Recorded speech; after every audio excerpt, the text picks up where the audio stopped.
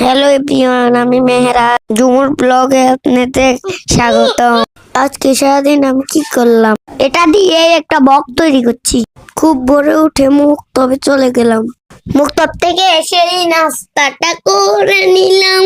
নাস্তা করে ছাদে চলে গেলাম ছাদ বাগানে পানি দেওয়ার জন্য। পানি দিয়ে শেষ করে নিচে চলে এলাম।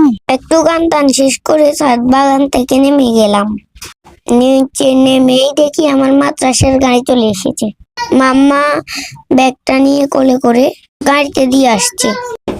এবার আমি চলে গেলাম মাদ্রাসায়। মা পা করে মাদ্রাসায় নিয়ে যাচ্ছে। মামা কিচেনে এসে কিচেনটা একটু গুছিয়ে থালা বাটিগুলো ধুয়ে নিল।